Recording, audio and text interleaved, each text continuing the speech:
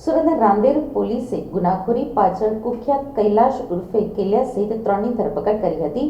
તેનો વરઘોડો શહેર એસઓજી પોલીસે કાઢી તેની શાન ઠેકાણે લાવી હતી. મુસ્તકીમ ઝુંઝુનિયા કાપડ દલાલની સાથે યુએસડીટી ટ્રેડિંગનો વ્યવસાય કરે છે. થોડાક સમયથી વસીમ સોલંકી સાથે કામકાજમાં જોડાયેલા મુસ્તકીમને બુધવારે રાત્રે વસીમે ફોન કરીને એક પાર્ટીને યુએસડીટી આપવાની વાત કરી હતી અને તેને ઝેનબ હોસ્પિટલ પાસે બોલાવ્યો હતો.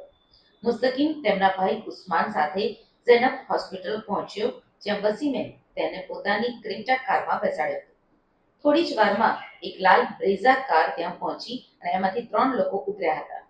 મુસ્તકીમને ગળા ઉપર છરો મૂકી કારમાં બેસાડી લેવામાં આવ્યો અને તેની સાથે મારામારી શરૂ કરી હતી.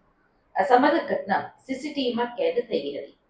અપહરણ કરનાર ટોળકીએ મુસ્તકીમને ઓલપાડ, ઉધના અને પાંડેસરા જેવા વિસ્તારોમાં ફેરવ્યો અને તેના બાયનાન્સ એકાઉન્ટ ટ્રાન્સફર કરાવી તેમાંથી સમગ્ર 32,031 યુએસડીટી ટ્રાન્સફર કરાવ્યા હતા. ત્યારબાદ લિંબાયત વિસ્તારમાં મુસ્તકીમને છોડી દીધો હતો. આ કિસ્સામાં રાંદેર પોલીસે મુખ્ય આરોપી કૈલાશ ઉર્ફે કેલિયાને ઝડપી પાડ્યો છે. કૈલાશ રીઢો ગુનેગાર છે, જેના વિરુદ્ધ લિંબાયત, સચિન અને ડિંડોલી પોલીસ સ્ટેશનમાં હત્યાના 4 ગુના અને હત્યાના પ્રયાસના 3 ગુના નોંધાયેલા છે. અત્રે ઉલ્લેખનીય છે કે કૈલાશ થોડા સમય પહેલા જ ગુજસી ચોકના કેસમાં જામીન ઉપર છૂટ્યો હતો. કૈલાશ અને તેના ભાઈઓના ગુનાખોરીના ઘણા કિસ્સા નોંધાયેલા છે. તેમની વિરુદ્ધ 12 હત્યાના ગુનાઓ સુધી નોંધાયેલા છે. મુસ્તકીમ ઝુંઝુનિયાએ રાંદેર પોલીસ સ્ટેશનમાં ફરિયાદ નોંધાવી છે, જેમાં તેના ભાઈ ઉસ્માનને પણ છરાથી ધમકી આપી માર મારવામાં આવ્યો હતો. આરોપીઓ વિરુદ્ધ યુએસડીટી ચોરી, અપહરણ અને જાનથી મારી નાખવાની ધમકીઓ સહિતના આરોપો મૂકવામાં આવ્યા છે. રાંદેર પોલીસે આ ઘટનાની તમામ વિગતો મેળવવાની પ્રક્રિયા શરૂ કરી છે અને બાકીના આરોપીઓને ઝડપી પાડવા માટે તપાસ ચાલી રહી છે.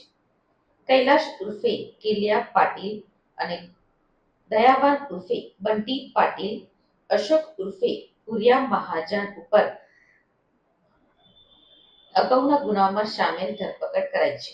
અપહરણ કરતા કુખ્યાત કેલિયા ગેંગનો વરઘોડો શહેર એસઓજી પોલીસે નીકાળ્યો હતો અને શાન ઠેકાણે લાવી હતી. આ ગેંગ યુવકનું કારમાં અપહરણ કરી 30 લાખ રૂપિયાની યુએસડીટી પડાવ્યા હતા.